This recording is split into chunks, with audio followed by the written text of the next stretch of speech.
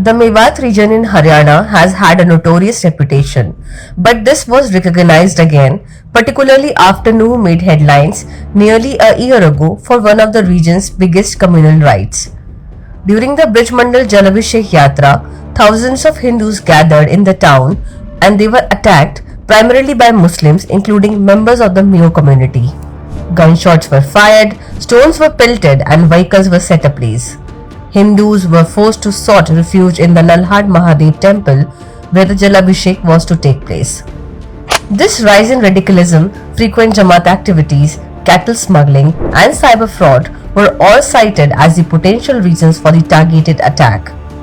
Within a week of this incident that happened last year, Hindus were once again allowed into the temple, and the government claimed that normalcy had been restored.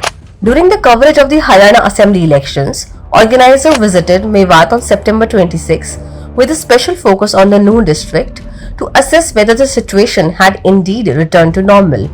And to our surprise, it had not.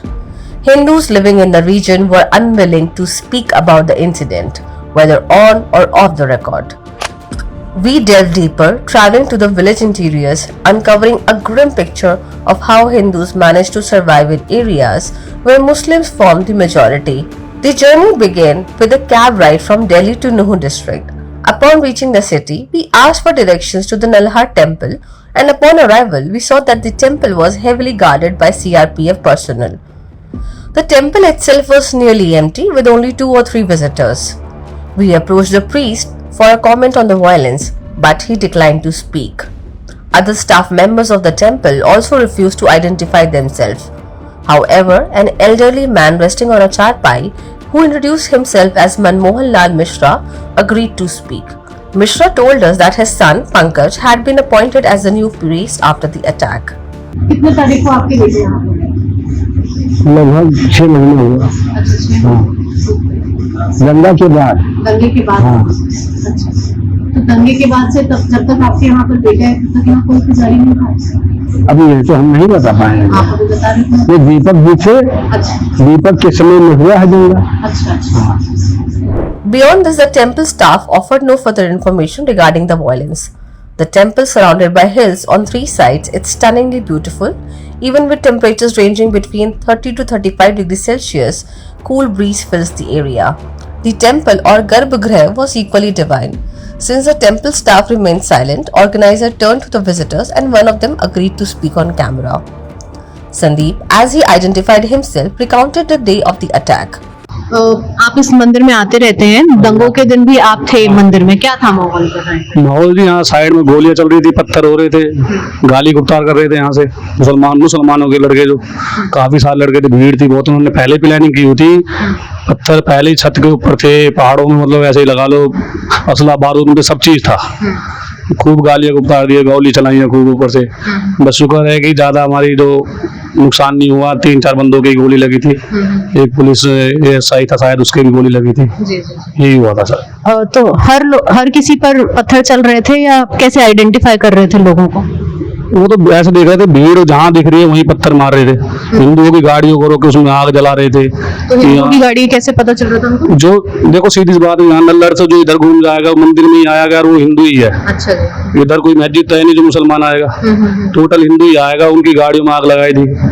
लगभग 150-120-130 के आसपास गाड़ियां जली थी total मिला के। अच्छा जी। तोड़ी गई थी गाड़ियां नुकसान समेत। ये हुआ था। Regarding cattle smuggling in the area, Sandeep revealed that he too was a Gaurakshak. आप इस क्षेत्र में सोना के रहने वाले हैं आप, तो इधर गायों की स्मगलिंग और ये सब ज्यादा चलता है क्या? गाय का मारना काटना होता है काफी? देखो मैं खुद बता देता हूँ, मैं खुद गौ रक्षा से जुड़ा हुआ हूँ। जी जी। अच्छा। लगभग मेरे को 6 से 7 साल हो गए हैं। हालांकि मैंने अपना लाइसेंस आज तक नहीं बनवाया, पर मेरे दोस्त जितने भी है गौ रक्षा दल से बने हुए हैं, उनके साथ जाता रहता हूँ। मैं खुद घासेड़ा से पकड़ करके, एलपी गाड़ी थी, हम 7-8 बंदे थे, खुद निकाल करके ले गए हैं, जिसमें गौ माता की चमड़े वगैरह होते हैं, जो खाल वगैरह होती है वो है। On our way to the temple, we also passed by an election rally for Congress candidate Aftab Ahmed, where we spoke to his supporters, mostly Muslims, and they were confident of Congress's victory in the region. One supporter told us that main issues in NU are unemployment, education and infrastructure. किन मुद्दों पर vote देंगे? ये मुद्दे जी विकास के लिए, जैसे विकास की बात है जी, बिजली पानी की समस्या गांव के अंदर काफ़ी ज़्यादा, पूरी मेवात के अंदर यही समस्या से जूझ रहे लोग। अच्छा। और जैसे रोजगार नहीं है, बेरोजगारी बहुत ज़्यादा है मेवात के अंदर। अभी यहाँ पे कांग्रेस का ही पहले भी एमएलए थे, तो उसके समय पर कोई काम नहीं हुआ क्या? उस टाइम एमएलए तो थे जी, मतलब सरकार नहीं थी जी, विपक्ष थे, मतलब तो कुछ काम हो नहीं पाया। तो जैसे ग्रेजुएशन के बच्चे हैं वो भी फ्री डोलते हैं, तो सबसे ज़्यादा मेन फोकस हमारा रोजगार की तरफ और पानी और बिजली की तरफ है जी समस्या। It is important to note that the region had been represented by either Congress or the Indian National Lok Dal since the year 1967. Despite this, locals continue to blame the BJP for the region's lack of development. While Muslims in the region were outspoken about their concerns and the needs, the Hindus, on the other hand, remained largely silent, driven by a palpable sense of fear that deterred them from speaking out. We even visited a village located a roughly kilometer from the temple. The village consisted of about 10 to 12 homes, some made of mud and other of brick. As we passed a few houses, we entered one where two women were sitting outside. Upon realizing that we were from the media, the man of the house asked us to put away our phones and cameras before allowing us to sit. The man recalled the day of the attack, explaining how his wife had been all alone at home during the violence. His wife told us that the attackers seemed to focus their rage on vehicles and the Hindus who had come from the outside area. Reflecting on her past experiences, she admitted that speaking to the media after the riots had been the biggest mistake of her life. The man suddenly chimed in, trying to downplay the tension. He kept on telling us that they were very happy and everything was fine. We continued our journey, traveling about 2 kilometers when a passerby pointed out a Muslim colony nearby. The sound of the azan blared from loudspeakers as we approached a house. A woman named Reshma greeted us, and upon learning that we were from Delhi, hurried to fetch her husband. The man came out and began discussing not just the election but also the attacks. Introducing himself as Deen Mohammed, this is what he told us. दंगा की वजह वही था जी, वो कह रहे थे कि उनके 2 बंदे जलाए थे भिवानी साइड को ले जाके बेलोरो में बांधकर, और उनका वो गुस्सा था, वो चैलेंज दे के आ रहे थे कि तुम्हारा जीजा आ रहा है, ये आ रहा है, तुम तैयार हो जाओ, फूल मालाओं से हमारा स्वागत करना। अब गुस्से में और ज्यादा पब्लिक भड़क चुकी थी और राजस्थान के आए थे और यहाँ पे कोई झगड़ा हो गया। A nearby cleric or alim from the mosque also spoke to us much more candidly than the Hindus we had spoken with. जो दंगा हुआ था वो कुछ लोग दूसरी तरफ से, कुछ इधर तरफ से, एक हाथ से ताली नहीं बजती, दोनों हाथों से बजती है। जब पहले उन्होंने आवाज उठाई थी तो उसके पक्ष में हमारे मुसलमान भाई ने कहा था।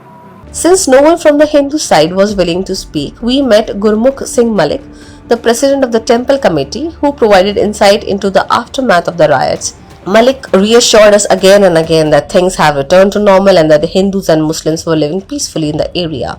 However, he recalled that the terror of the day vividly.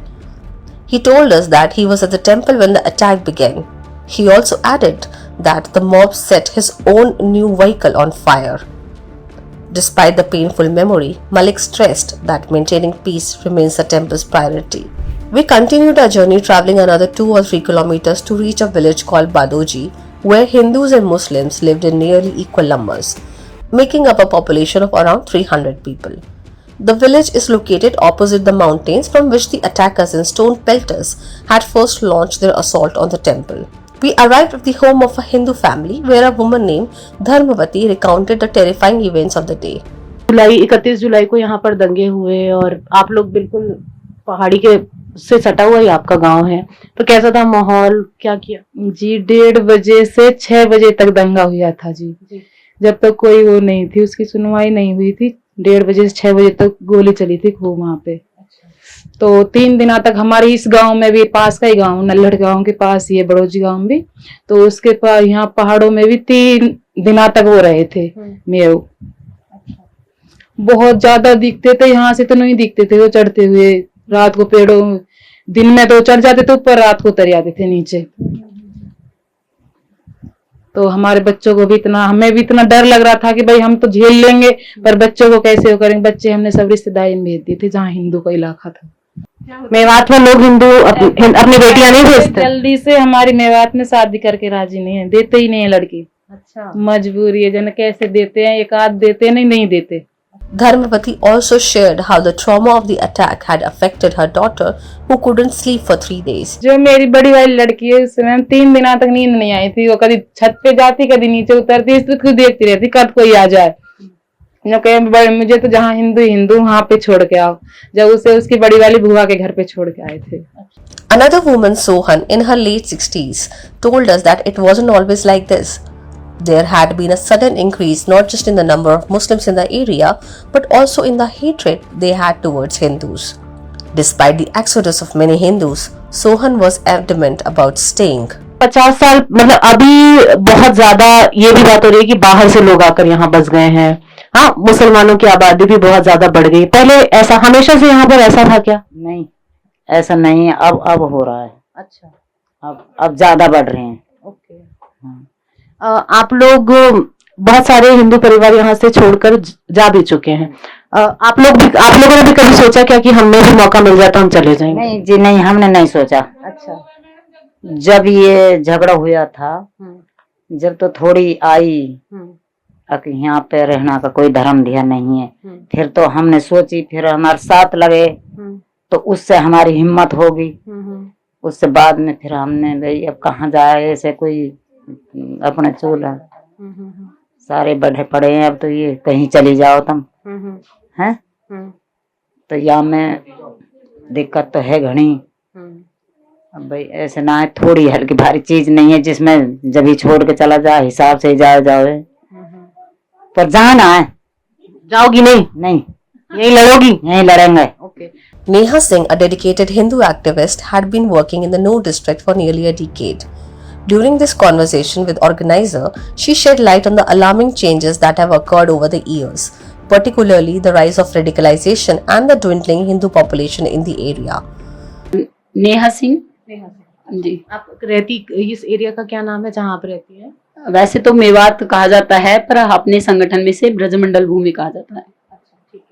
आप बता रही थी कि बहुत सारे मेवात, ये नूह डिस्ट्रिक्ट के अराउंड ही जितने इतने सारे गांव हैं, वहां पर हिंदुओं की आबादी शून्य पर आकर रुक गई है। तो ऐसे गांव के बारे में बताइए, और कहां पर हिंदू अब ऐसे 2 परिवार 4 परिवार ही रह गए हैं?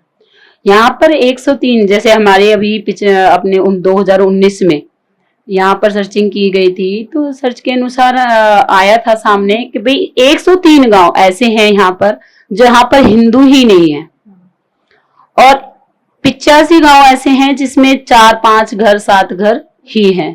तो ऐसे 200 के आसपास गांव ऐसे हैं जहाँ हिंदू वहीन हो चुके हैं। और 31 की जो घटना हुई थी उसके बाद भी यहाँ बहुत सारे घर छोड़ के प्लान कर चुके हैं। मतलब ब्रजमंडल शोभा यात्रा पर जो अटैक हुआ? जी जी, ब्रजमंडल जो शोभा यात्रा निकली थी उसके बाद भी कुछ घर प्लान कर चुके हैं। तो यहाँ डर का माहौल तो बना ही रहता है, और कभी भी, क्योंकि अपने बच्चों को लेके सबको मन में एक डर रहता है कि बच्चों को कुछ ना हो जाए, तो इसलिए प्लान हो रहा है, रुका नहीं है। On the subject of radicalization, Neha raised her concerns about the increasing influence of Jamaat activities. बहुत ज्यादा और लोगों से भी हमने शहर में बात की, और वो बता रहे हैं कि बाहर से लोग यहाँ आकर बहुत बसे हैं। मतलब अगर हम लास्ट 10 साल की बात करें तो उसमें बहुत ज्यादा आबादी में बदलाव आया है। मतलब बाहर के लोग आकर सेटल हुए हैं, जिसकी वजह से मुस्लिम आबादी एकदम एक्सपोनेंशियली बढ़ गई। 90% के करीब यहाँ पर अभी फिलहाल मुस्लिम है। तो इसमें इलीगल एक्टिविटीज इस एरिया में किस तरीके की होती हैं, उसके बारे में कुछ बताएंगे? यहाँ के जैसे सुनने में आया कि वर्मा के लोग भी कुछ बसे हैं आके, और कुछ और भी लोग बसे हैं, परंतु हिंदुओं की आबादी तो यहाँ पर कम हुई है। हिंदू तो नहीं बसा आके, औरों को बोल सकते हैं कि और आके यहाँ पर बसे हैं। तो उसकी वजह से किस तरह के अपराध इस क्षेत्र में किस तरह से बढ़े, और किस किस तरह के अपराध यहाँ पर है प्रचलित? यहाँ पर अपराध तो सबसे ज्यादा गौकशी का मामले यहीं पर आते हैं, चोरी के मामले यहीं पर आते हैं, चाहे फोन स्नैचिंग जैसे वाले मामले भी यहीं आते हैं, चाहे बैंक लूटने वाला पैसा वगैरह, यहीं सबसे ज्यादा लूट लाट के मामले हैं। लड़कियों की छेड़छाड़ तो सबसे ज्यादा यहीं पर होती है, और लव जिहाद के मामले, धर्म परिवर्तन के मामले सबसे ज्यादा यहीं पर होते हैं। चाहे आप किसी भी पर्टिकुलर जगह से अगर कोई लेके आएगा तो इसी स्थान पर आके रुकेगा। मेवात इस बात में प्रसिद्ध है। अभी आप क्या बोलते हैं, बात करिए लव जिहाद और इन सब की, तो इस क्षेत्र में जमात, तबलीगी जमात का किस तरह का काम है, उस पर कुछ बताएं।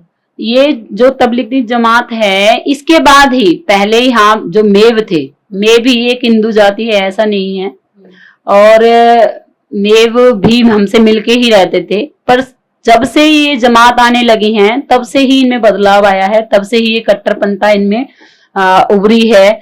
छोटे छोटे बच्चों को ये चीज सिखा दी गई है कि पत्थर मारना या ये सारी चीजें सिखाई हैं।